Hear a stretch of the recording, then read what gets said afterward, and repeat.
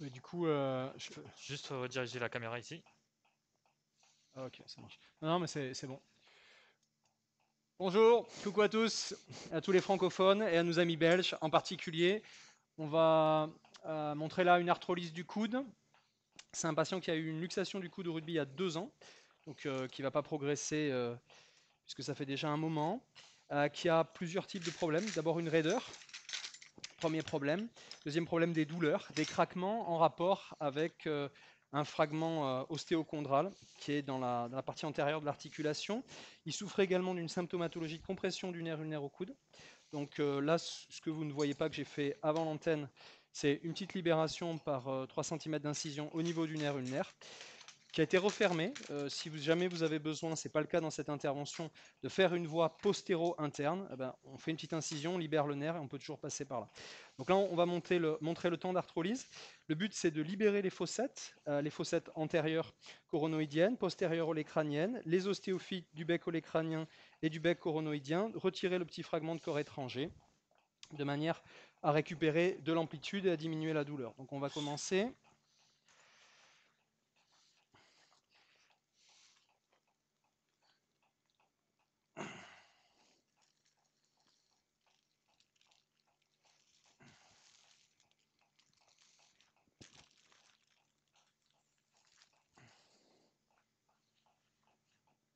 Donc au départ, c'est toujours un petit peu difficile, compliqué de rentrer dans l'articulation, c'est normal. La poche articulaire est probablement d'un volume moins important que la normale, ce qui rend l'introduction plus difficile. Deuxième chose, il faut essayer d'insuffler l'articulation avant de rentrer, ça peut aider. C'est pas systématique, c'est pas essentiel, mais ça peut quand même bien aider. Donc là, on est dans l'articulation, tant mieux. Il peut arriver que vous ne soyez pas dans l'articulation, c'est extrêmement fréquent. C'est pas grave, il faut prendre son temps, il faut savoir perdre du temps à ce moment-là pour en gagner secondairement, de se faire une bonne petite voie d'abord. Donc là, vous voyez que j'ai une optique qui est antéro-médiale. Je vois donc le capitellum. On est sur le plan collatéral externe. Voilà, l'articulation est encore un peu fermée, c'est logique. Première chose que je peux faire, c'est me faire un petit coup d'hyper. Vous voyez que ça distend un petit peu les tissus, ça peut aider au départ. On va prendre une aiguille, merci Thomas. Voie instrumentale antéro-externe. Voilà, là, il me semble qu'on est là, qu'on est un tout petit peu au-dessus. Voilà. On dit bonjour à la petite aiguille. On va optimiser ça au maximum. Voilà. Parfait, donc là on voit qu'on a, voilà, la capsule était déjà ouverte à cet endroit-là, on va étendre un petit peu l'ouverture capsulaire, on va se faire la voie d'abord, parfait. Voilà. Je prépare ma voie d'abord avec le trocar, voilà. Tac, ça me permet d'ouvrir un peu plus la capsule articulaire, qui est souvent épaissie dans une arthrolyse, il y a souvent un épaississement capsulaire, au-delà du fait que la poche n'a pas une insertion normale, donc c'est plus petit, la poche est souvent épaissie, donc c'est normal que ce soit un petit peu difficile de rentrer dedans. Voilà, là on voit qu'il y a les muscles épicondyliens externes qui sont juste de l'autre côté, voilà, je prépare mon petit passage tranquillement. Voilà, merci Thomas, je veux bien que vous retiriez ça. Voilà.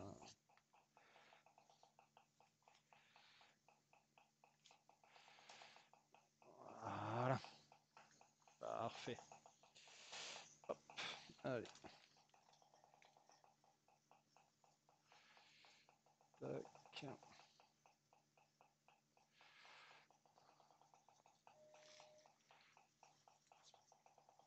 Espace. Tu peux appuyer sur le bouton. Ouais. Voilà, super.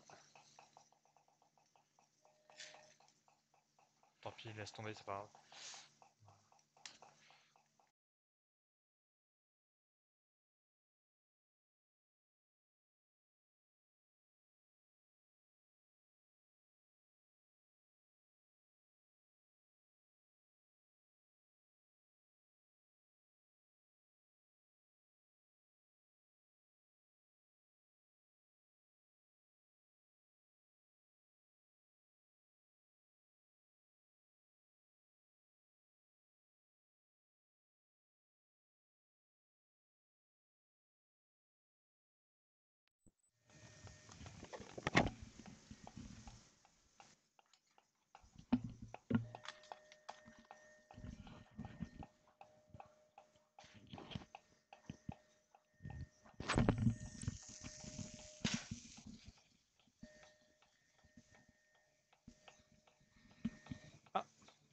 ça refonctionne.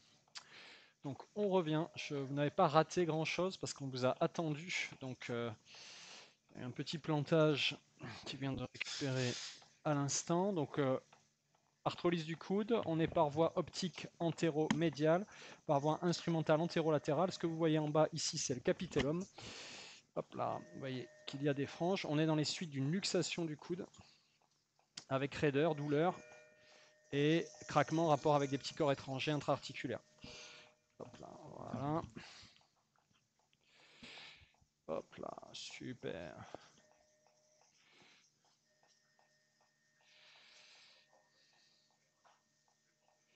Vous voyez ces adhérences en fait capsulaires qui sont pas normales.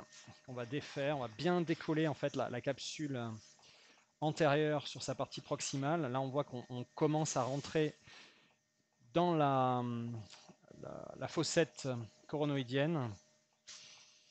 Hop là, tac. Voilà, c'est bien.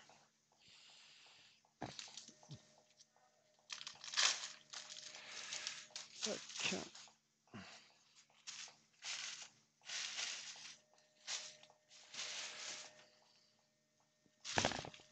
Donc on retire les adhérences. Tout ça, ça va être très très efficace. On va retirer toutes ces petites adhérences. Voilà, là je suis vraiment dans la fossette. Là vous voyez de belles adhérences ici. C'est pas normal.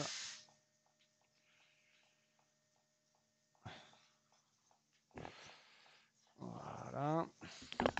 On ne pourra pas tellement aller plus loin par cette voie interne et on inversera, on va switcher les voies optiques et instrumentales avec pour objectif de d'étendre en fait toute la partie médiale du temps d'arthrolyse antérieure, c'est-à-dire par optique médiale, je vois le compartiment externe davantage, et quand je vais inverser et que je vais mettre une optique antérolatérale, je verrai davantage le compartiment médial. C'est tout à fait logique. Vous avez vu qu'on est sorti plusieurs fois de la voie d'abord. Voilà, on a réussi à se réintroduire. On voit ici le fragment ostéochondral. Tac, de suite on l'a visualisé. Je vais vous faire une petite mise au point là. Tac. Alors, hop. Voilà. Non, la mise au point n'est pas parfaite, on va la refaire. Alors faites attention quand vous avez, tenez ça comme ça, Thomas, s'il vous plaît. Quand vous avez un petit fragment, un petit corps étranger, il y a un petit truc à savoir, c'est que ça peut être diabolique de les retrouver et de les retirer. Donc il ne faut pas complètement les détacher. Vous voyez, je détache un petit peu la synovale qui le maintient, mais pas complètement. Voilà, de sorte qu'il ne soit pas complètement mobile, qu'il soit légèrement adhérent. Voilà. Parfait. Je vais aller l'attraper et on va voir un petit peu s'il arrive à venir. Là, je pense qu'on l'a suffisamment libéré, mais pas complètement libéré parce que sinon ça va rendre le retrait de ce petit fragment beaucoup plus compliqué en fait. Ok, alors ça c'est pas mal. On va retourner au niveau de notre voie d'abord. Vous voyez qu'on a bien ouvert la capsule à ce niveau. Voilà, je pense qu'on va pouvoir introduire notre instrument. Donc c'est un petit instrument, ça s'appelle une pince à ménisque, je crois, Thomas. Oui, c'est à peu près ça. Voilà, c'est pour le genou à la base. Voilà, c'est pas mal parce que vous voyez c'est courbé. Bon, je vous le montre pas complètement, mais c'est courbé. Si vous avez un instrument droit, vous êtes beaucoup plus limité. C'est intéressant d'avoir un instrument courbé parce que ça va vous permettre d'aller dans des angles, d'aller dans des endroits qui sont moins faciles d'accès. Donc moi je vous invite à faire l'acquisition de cette petite pince à ménisque qui en plus a été développée comme instrument d'arthro, donc qui est bien pratique. Voilà. Voilà.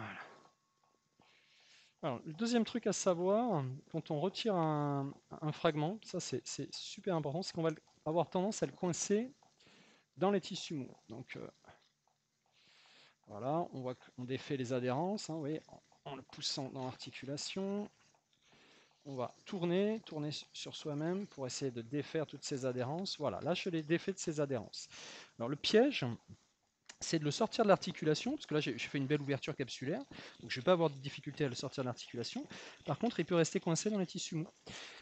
Et quand ça vous est déjà arrivé, vous faites en sorte que ça ne vous arrive pas. Tac. Ok, super.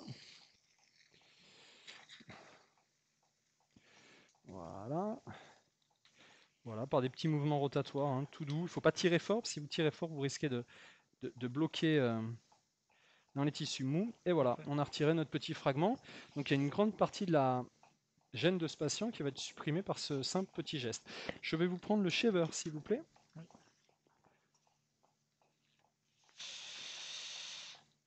Donc le shaver, j'utilise un shaver, c'est un shaver d'épaule ça Thomas, ou c'est un Oui, peu plus ça c'est un petit? shaver d'épaule, mais on a plus petit s'il faut, Non, avec un non, non, couteau. je sais plus ce que j'utilise d'habitude. Ça- Enfin, ça me va très bien là, en l'occurrence. Voilà. Alors faire très attention avec cet instrument parce que quand vous l'utilisez en arthroscopie de coude, il vaut mieux mettre l'aspiration au minimum. Et surtout, faites attention à l'orientation de la lame parce que vous pouvez manger la capsule et derrière la capsule, surtout sur le compartiment externe, vous avez le nerf interosseux postérieur. Donc, faites attention. Alors, voilà, ça, c'est les petits trucs. Il faut essayer de ne pas aller vite, prendre vraiment son temps, tranquillement. Voilà, ça permet d'utiliser le shaver, ça permet aussi de faire quelque chose souvent d'un petit peu plus propre. Hein, on le voit bien dans le débridement sous-acromial. Je vais commencer par ça. Pareil, toutes les petites adhérences, là, toutes ces petites fanfreluches qui ne sont pas simples à brûler parce qu'elles ne sont pas en appui sur quelque chose de dur avec le Viper. On va pouvoir le faire avec le shaver.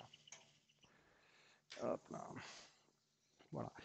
Là, de ce que je viens de faire, qui est pour moi pas encore tout à fait suffisant pour inverser les voies, c'est la partie qui est à proximité de la tête radiale. Là, vous voyez, j'ai envie de mieux voir ça, j'ai envie de mieux ouvrir le ligament annulaire et en partie le plan capsulaire externe. Tac, voilà. Hop, on va le faire, on va commencer avec cet instrument, puis on va voilà, hop là. Voilà, ça commence à être pas mal ça. Ça commence à être pas mal. Je voudrais que vous fassiez de la pronosupination, Thomas, s'il vous plaît. Voilà, dans un sens, dans l'autre. Ok, il n'y a pas d'anomalie majeure. Je suis pas sûr. Alors, il ne faut pas hésiter à ouvrir le ligament annulaire. Hein, c'est ce qu'on voit là, le ligament annulaire. Mais en l'occurrence, là, je ne suis pas du tout sûr qu'il participe à une quelconque raideur. Donc, on va le maintenir, on va le garder.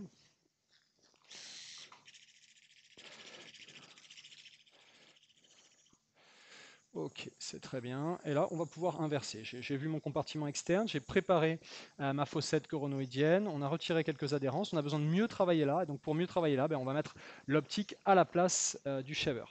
Donc on va inverser ça. Alors vous pouvez le faire au départ, il ne faut pas hésiter à avoir une deuxième chemise d'arthroscopie. Vous positionnez votre deuxième chemise d'arthroscopie sous vision antéro-interne. Et puis, vous inversez votre caméra et vous inversez vos arrivées d'eau pour être sûr de bien réaliser le switch, quoi, parce qu'on peut perdre un petit peu de temps au début. Hein, ça, c'est sûr que... Voilà. Ok, donc là, on y est. On voit le travail qu'on a commencé à faire. Là, on est au niveau directement de la fossette coronoïdienne. Voilà. On va se prendre... ouais, plutôt le Viper. Plutôt le Viper. Non, parce Directement. que la voix, elle est déjà faite, Ok, parce que j'ai oui. utilisé la même voix. Ok. Ok.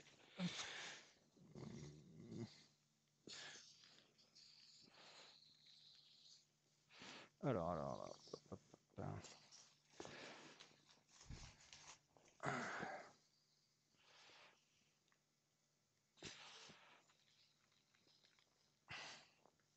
voilà. Mais voilà, donc on va pouvoir étendre ce temps de débridement de la fossette coronoïdienne.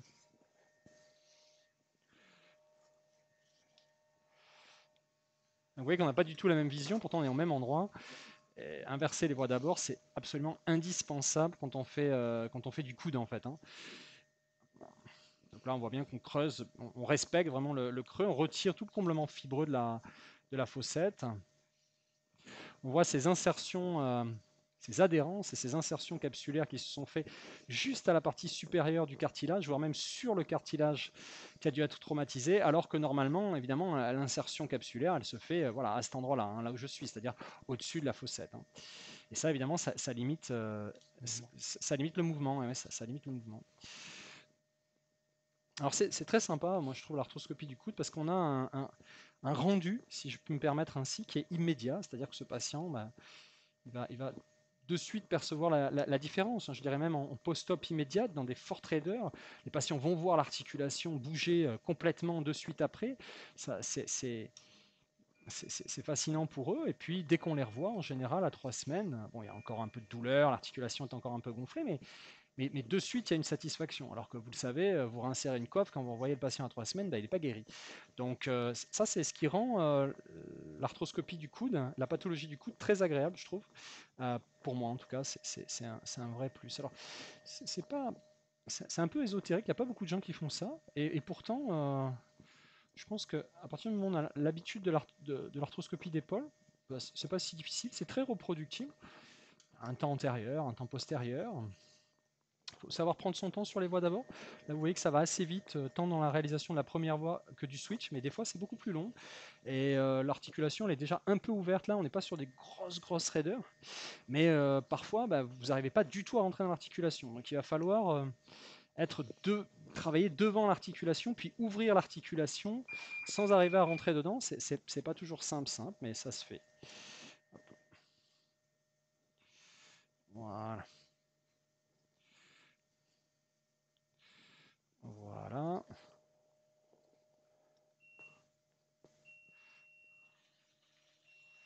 Ouais, si vous pouvez faire un petit quelque chose pour moi.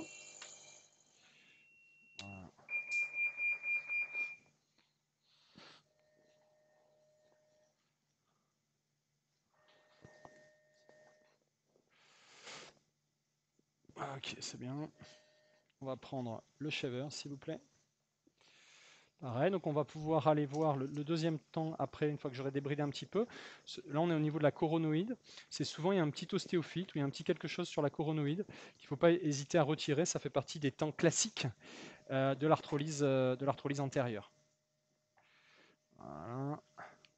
Donc pareil, hein, l'insertion, elle ne se fait pas au niveau de la pointe de la capsule, elle se fait légèrement en dessous. Donc souvent, il y a des adhérences à ce niveau, tout simplement. Tac, voilà. On va se prendre le shaver, merci. Il va falloir m'aider parce qu'on est souvent un petit peu gêné. Ouais, voilà. C'est plus le corps du patient qui me gêne là. Ok. Voilà, je sais pas où est-ce qu'on est. Si, j'ai l'impression qu'on est pas mal. Non. Alors, ce qu'il faut, je vais vous montrer. Tenez l'instrument. Voilà. Il faut bien se mettre comme ça et tirer un petit peu sur le coude. Voilà, super, merci. Impec.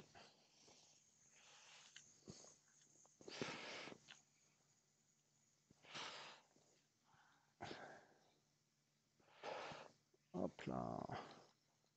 Alors c'est plus difficile parce que l'instrument est plus long en fait et il y a un contact avec le patient. C'est classique sur la voie instrumentale antéromédiale. Il faut prendre son temps tranquillement. Voire pas hésiter, je vais vous montrer si on n'y arrive pas là, à rentrer directement l'embout, voilà, l'embout, et Après puis connecter. et après connecter. Comme ça, c'est votre aide qui bosse et vous êtes tranquille. C'est le but. Vous pouvez vous relâcher, Thomas. Merci. Donc là, je suis passé un petit peu devant la capsule, vous avez vu. Alors c'est moins.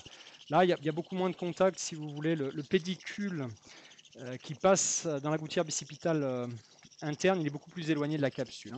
Les deux grands risques de l'arthrolyse du coude, de l'arthroscopie du coude de manière générale, c'est le nerf interosseux postérieur qui est vraiment accolé à la capsule antérieure dans le compartiment externe, et puis le nerf ulnaire en postéro interne. Après, c'est sûr que si vous coupez l'artère et la veine, c'est moins bien aussi, donc il faut aussi faire attention. Voilà. C'est pas parce que c'est plus loin qu'il faut faire n'importe quoi, c'est ça que je veux dire. Il faut prendre son temps tranquillement. Ok, on est pas mal, on a bien ouvert la capsule. Il y a ça qui ne me plaît pas trop. Tenez la caméra, Thomas, s'il vous plaît. Vous voyez, dans l'installation. Alors, plus le patient est grand et plus c'est facile aussi, puisque vous aurez plus de débord. Voilà, vous reculez un tout petit peu, je regarde ça. Voilà, super. Vous aurez un petit peu plus de débord pour votre instrument. Vous voyez que le talon de l'instrument, en fait, a tendance à toucher le patient ou l'appui. Voilà. Hop. Donc, petit truc au départ, mettez vraiment l'aspiration au minimum hein, quand vous faites de l'arthroscopie du coude au niveau du shaver, parce que ça vous évite que tout soit aspiré. D'abord, ça vous évite que l'articulation se collabe, puisqu'avec l'aspiration du shaver, la poche articulaire peut vraiment diminuer beaucoup son volume. Et puis la deuxième chose, c'est que ça vous permet d'éviter d'aspirer des tissus qui sont trop loin et que vous n'avez pas envie d'abîmer. On va y aller au Viper du coup. Ok. Tac. Ah, voilà. On a notre coronoïde au fond.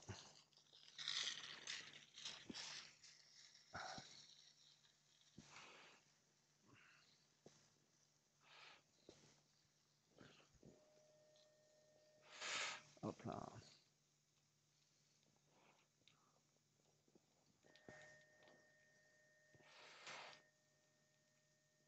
Voilà, donc je brûle un petit peu de capsule antérieure, accolée à la coronoïde. Voilà. Voilà. Vous avez vu qu'on utilise également l'instrument pour écarter hein, en fait. Hein, c'est-à-dire que je me positionne, j'écarte un petit peu.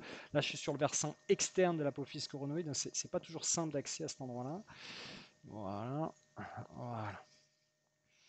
Tac. Voilà, on est pas mal du tout. Ça me plaît bien. Voilà. Alors, vous allez me montrer la fraise et on va voir si on peut fraiser un tout petit peu la Vous voulez la pointe de petite? l'apophyse. Oui, la petite fraise, s'il vous plaît. La petite fraise. Voilà. Alors là, c'est pareil, on est un petit peu gêné par l'appui. On va essayer de faire ce qu'on peut. Ouais, c'est ça, vous avez compris, pour m'éloigner en fait au maximum. Hop.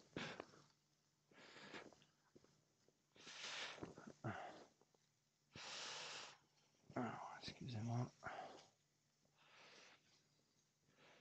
Faites attention que le coude soit bien fléchi en fait quand vous introduisez, parce que plus vous allez, merci Thomas, c'est bon.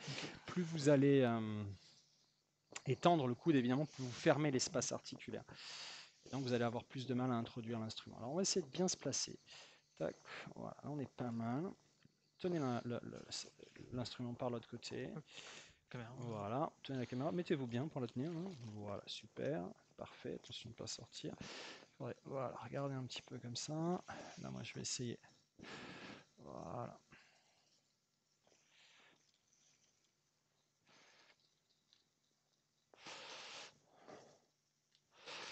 Voilà. Alors là, pour le coup, je peux m'aider en pliant un petit peu. Donc, vous allez tenir le coude fléchi. Je vais reprendre la caméra, hein, vous inquiétez pas. Ouais, super, merci. Vous voyez qu'en fléchissant le coude, hein, tout simplement, j'avance la pointe de l'apophyse coronoïde. Donc, c'est bien. Et là, je vais pouvoir râper un petit peu.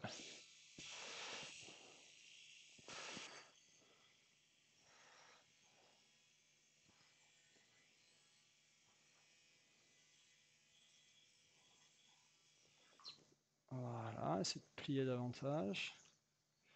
Ok. Voilà.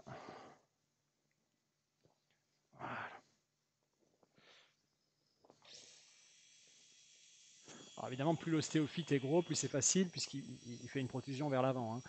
Là, c'est juste de principe. J'aime bien faire des temps assez systématiques. Voilà. Voilà.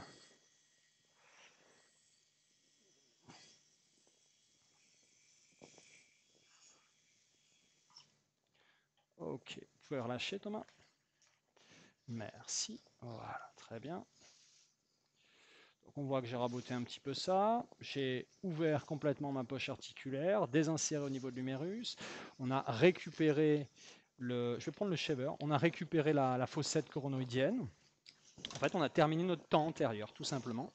Et donc, on va maintenant passer au temps postérieur. Voilà. Voilà, c'est juste que j'aime bien. Voilà.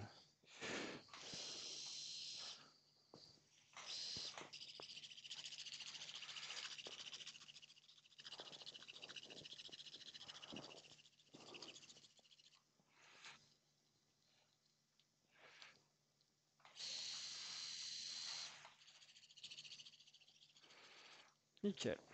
Parfait, on va commencer le temps postérieur. Donc le temps postérieur, la plupart du temps, ça dépend des situations évidemment, on n'a pas besoin d'aller en postéro interne. Donc là, qu'est-ce qu'on va faire en temps postérieur? On va libérer la fossette olécrânienne et on va retirer un éventuel ostéophyte ou une adhérence au niveau du bec olécrânien. Donc la première voie que je vais faire, c'est une voie postérieure directe transtricipitale, c'est-à-dire juste au-dessus du bec olécrânien. Alors, juste au-dessus, il vaut mieux la faire un petit peu plus au-dessus en fait. Il ne faut pas le faire juste au ras de ce que vous sentez. Et puis je sais que je vais faire une voie instrumentale qui se situera entre la partie moyenne de l'olécrâne et le capitellum. Donc je vais me faire une petite incision ici et vous allez voir, je vais faire les deux voies simultanément. Tac. Donc d'abord je rentre. Voilà, comme ça. Là, je sais que j'y suis parce que, avec l'habitude, vous voyez, la profondeur à laquelle on a rentré l'instrument d'une part, le contact que vous avez, bon, vous n'êtes pas sur l'olécrâne. Quand vous retirez le trocar, il faut bien pousser la chemise parce que, surtout dans les coulisses, vous pouvez vous retrouver avec une chemise qui est juste derrière la capsule, vous allez être gêné. Je récupère mon trocar, j'ai aucun danger là, il n'y a pas d'élément anatomique noble, donc hop, et je vais aller chercher le contact de ma chemise, tout simplement. L'idée, c'est de préparer une future voie d'abord. Donc là, je me sens bien, impeccable, pas de souci. On va pouvoir rentrer la caméra. Hop, hop. Et il faut en général de suite regarder vers le bas. Ça, c'est un élément important. J'ai ça, parfait. Voilà, super. Voilà. Toujours pareil, je sais que je suis dans la poche articulaire. Hop, petit coup d'hyper, surtout au départ, ça m'aide bien. Voilà, on va utiliser un Viper. Pour l'instant, difficile de faire la mise au point parce que ça saigne un petit peu. Voilà. Hop. Voilà. Tac. J'ai mon instrument. Et là, de suite, je vais commencer à débrider. Il regarde vers l'humérus, donc vers la fossette. Et donc, hop. Voilà. Vous voyez tout de suite de l'os en bas. Donc, vous savez que vous êtes au bon endroit. Et on voit qu'il y a des adhérences. C'est-à-dire quand vous rentrez, évidemment c'est des coudes remaniés, traumatisés, mais quand vous rentrez dans des coudes, je sais pas, pour une ostéochondromatose, ils sont un peu remaniés aussi, mais il y a des indications, on va rentrer dans les articulations, dans les insertions capsulaires sont saines, vous verrez que vous avez un vrai espace. Dès que vous allez gonfler de l'eau à cet endroit-là, il y a une poche qui s'ouvre, vous voyez tous les reliefs. Voilà. Donc là, on est directement au niveau de la fossette olécrânienne. On va creuser la fossette olécrânienne, pareil, désinsérer la capsule articulaire de l'humérus sur toute la partie proximale. Voilà.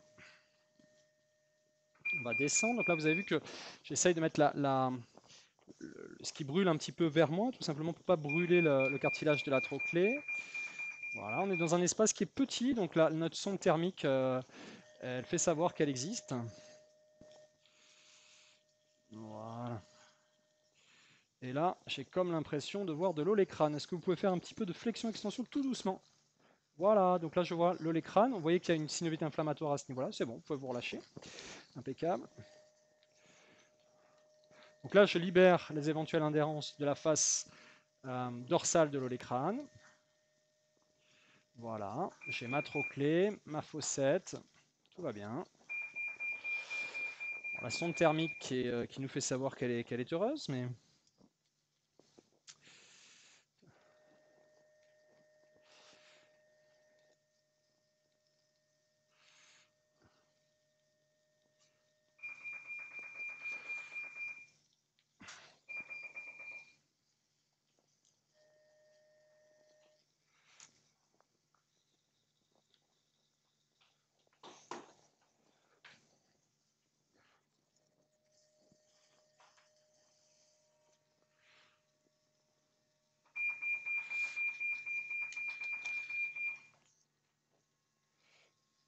Voilà.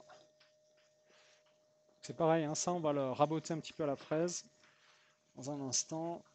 Voilà. Hop.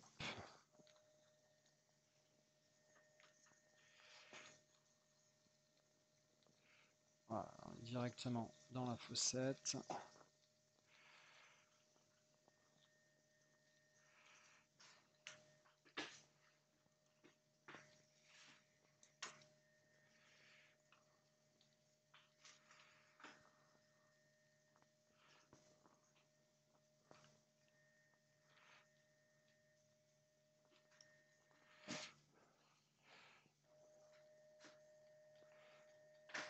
Vous préparez un petit peu de xyloadré pour la neurolyse du nerf ulnaire. Ok. Je vais te prendre de la xyloadré 1% avec une seringue de 20. Ouais, vissé aussi.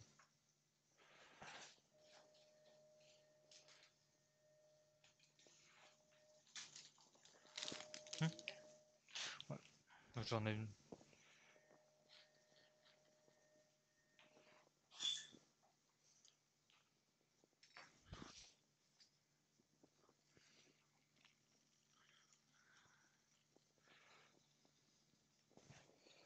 Il y a un grand travail de nettoyage sur cette intervention, du coup, ça C'est consiste surtout un surtout travail de ça. débridement. En fait, on pourrait appeler ça débridement articulaire. On débride, on retire. Là, vous voyez, on est sur le pilier, la colonne interne. En fait, vous avez le nerf ulnaire qui va être juste derrière, en fait, de l'autre côté de la capsule. Là, on voit l'os et la colonne interne. La fossette, on voit l'os et la colonne externe. Ici, tac, voilà, exactement. Donc, on va désinsérer bien la capsule de l'humérus. Hein. Normalement, son insertion, évidemment, est au-dessus de la fossette. Voilà. On retire toutes ces adhérences. Je vais vous prendre le shaver et puis on prendra la fraise. Voilà. Donc, la vue que vous devez avoir, c'est ça. Hein. Olécrâne, fossette, colonne interne, colonne externe. Voilà. Allez. Bon, je voudrais que vous évitiez que ça fasse ça. Voilà.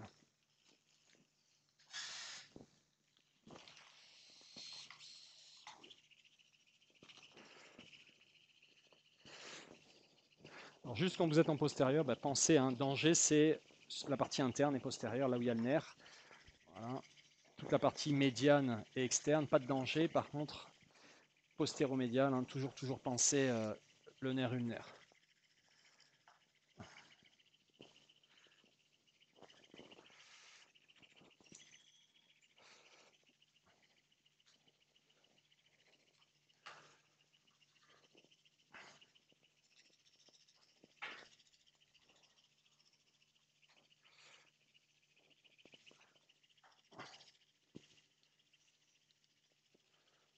Voilà.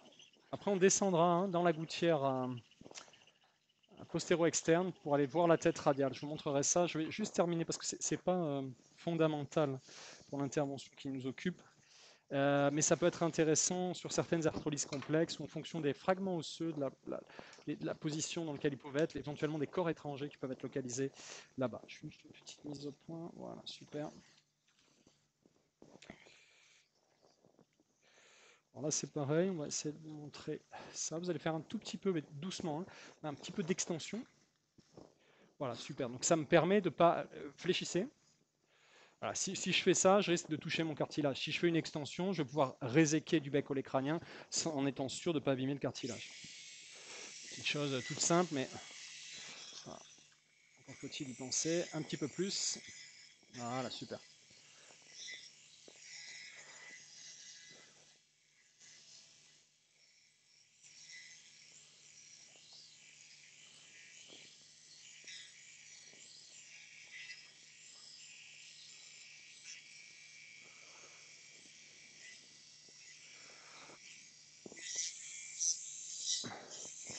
Un petit peu plus d'extension. Ouais.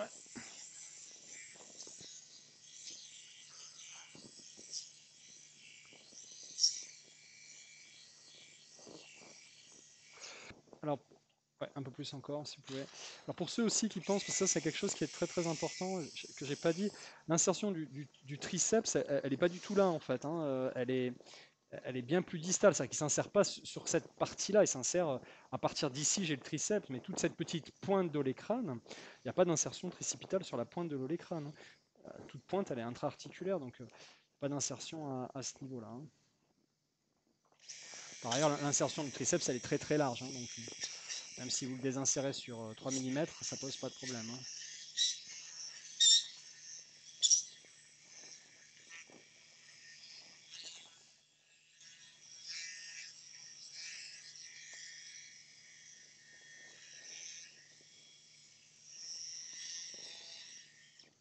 Hop là.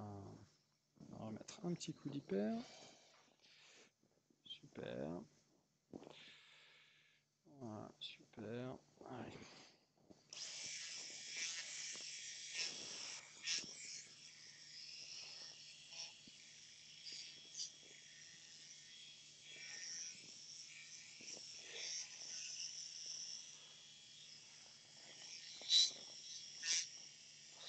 Voilà, c'est bon pour moi, vous pouvez vous relâcher. Vous allez me redonner le Viper, s'il vous plaît. Donc là, on va descendre dans la fossette, je vais vous montrer un petit peu comment on peut faire. Donc évidemment, là, vous allez voir que c'est beaucoup plus facile pour mon instrument de descendre, parce que la voix n'est pas la même. C'est-à-dire que ça, cet instrument, ben, hop, il va pouvoir très facilement descendre dans la fossette, là. Vous voyez. Alors après, je peux suivre plus ou moins avec ma caméra, mais ce que je peux faire, je vais vous montrer après, c'est également, voilà, donc là, je suis parti, il faut me tenir ça comme ça. Tac.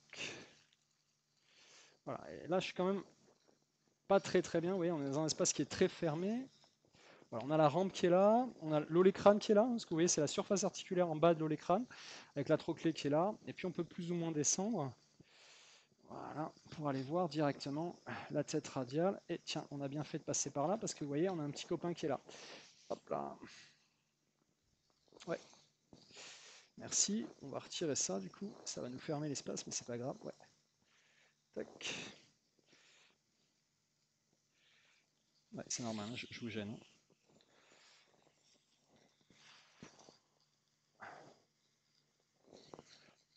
Voilà. Voilà. Tac. Alors, j'essaye par les mêmes voies d'abord. On peut changer les voies d'abord pour simplifier aussi. C'est peut-être ce que je vais faire d'ailleurs. On va voir.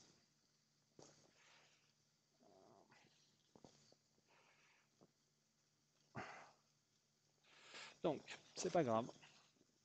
On va hop, rester comme ça. C'est bien, justement, qu'il y ait un petit inattendu. Je vais vous prendre l'aiguille, s'il vous plaît. Voilà, là, il va falloir m'appuyer là-dessus. Hop là, ouais. 2 secondes.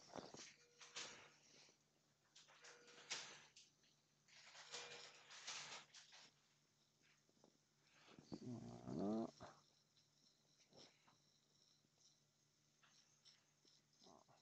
Je suis par là.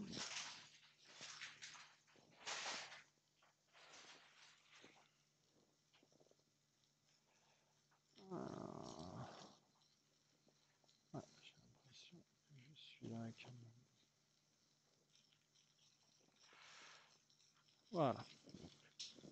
Un peu de temps à faire la voie d'abord, c'est logique. Parfait, je regarde l'orientation. Ok, tiens ça. Tac, on va prendre le trocard. Donc là c'est pareil, on peut être tranquille sur nos voies d'abord, puisqu'on sait qu'il n'y a pas d'éléments nobles. Hein.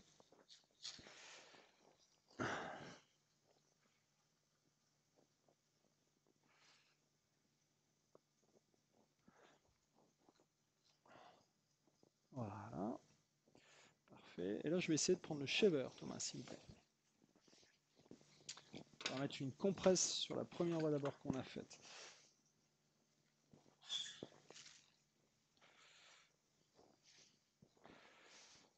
Voilà.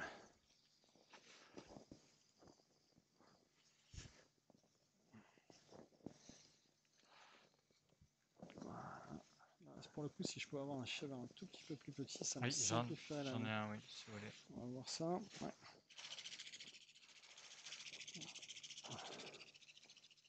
Ouais, je vais prendre le shaver plus petit, s'il vous plaît.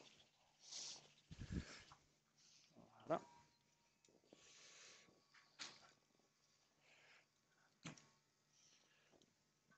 Merci.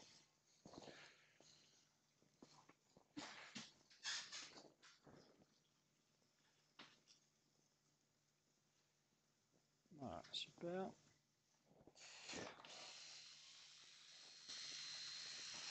Voilà, on a notre copain qui est là.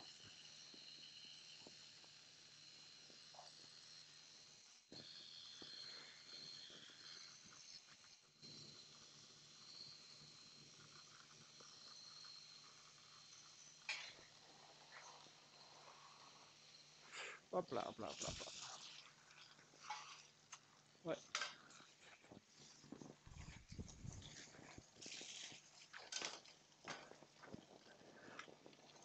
Ouais, faut de l'eau. Faudrait C'est de les l'eau. conditions du direct, vous voyez.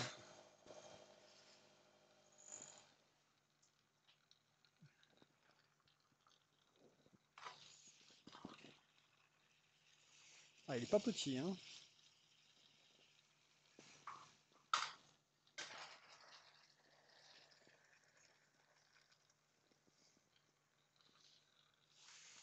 C'est pas mal, mais c'est pas parfait, hein.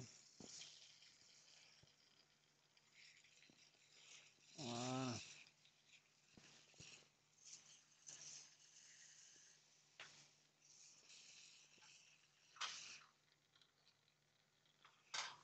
Voilà, là j'ai une prise qui est bien large. Alors ce qui peut arriver sur ces petits ostéochondromes, ces fragments ostéocartilagineux, c'est qu'en fait vous les cassez en deux aussi. C'est-à-dire quand vous les serrez avec la pince, en fait vous les cassez en deux. Tac, voilà, parfait. Pareil, on fait attention de ne pas le laisser coincer dans les tissus mous, parce que ça c'est une œuvre qui est très très simple, hein, qui peut arriver facilement. Ah, ouais, j'ouvre bien les tissus mous, et puis tout doucement on va tirer, voilà, et on va tirer tout doucement. Voilà.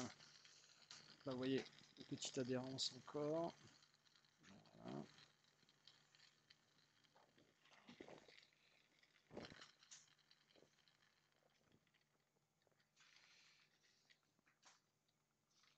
Et voilà. Vous voyez, on a bien fait d'aller contrôler dans cet espace-là. Et je vais vous montrer la tête radiale qui est juste dessous. Pardon. Ouais, vous remettrez ça après, ouais, s'il vous plaît. Voilà. Donc la tête radiale qui est juste là. Donc qu'est-ce qui est intéressant dans le... Vous pouvez faire un peu de pronosculation. Hop là. Alors, ouais, 2 secondes. 2 secondes. Merci. Je vais bien vous montrer tout ça. Voilà.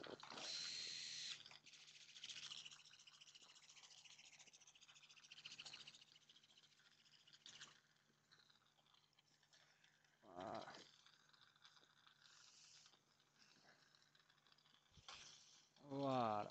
Parfait.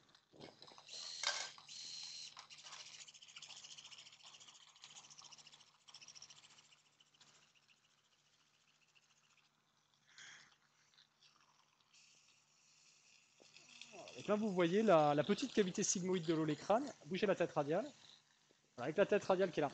Cette voie, d'abord, elle peut être intéressante quand on fait des fractures de la tête radiale, ou ça va nous permettre d'avoir un vissage postérieur, hein, et ça, c'est pas inintéressant.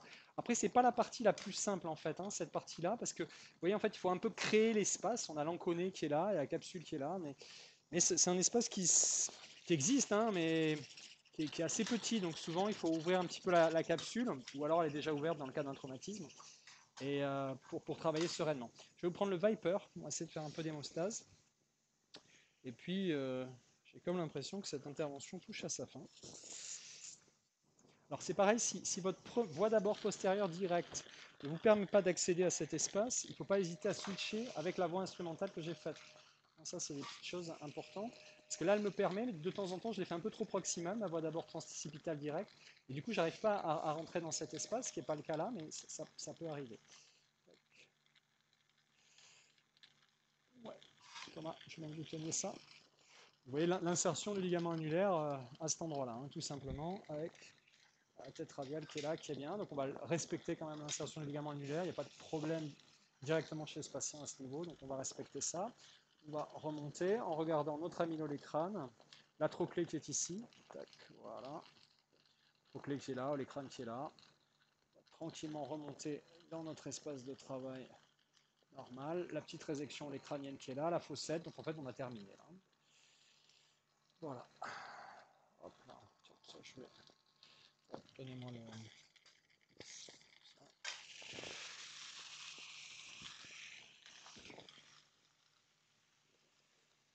Et là, vous voyez la gouttière postéromédiale, mais là, évidemment, vous pouvez descendre avec la caméra dans la gouttière postéromédiale. Par contre, vous ne pouvez pas faire de voie instrumentale, hein, évidemment, hein, puisqu'il y a le nerf qui est juste là. Hein. Ok, parfait. Impeccable. Voilà, notre gouttière, on vérifie qu'il n'y a pas de petits fragments dans la gouttière ici. Voilà, l'olécrâne qui est ici, la trochlée. Impeccable. C'est bon, c'est terminé. Merci à tous. Merci à Thomas. Une spéciale dédicace pour nos camarades belges.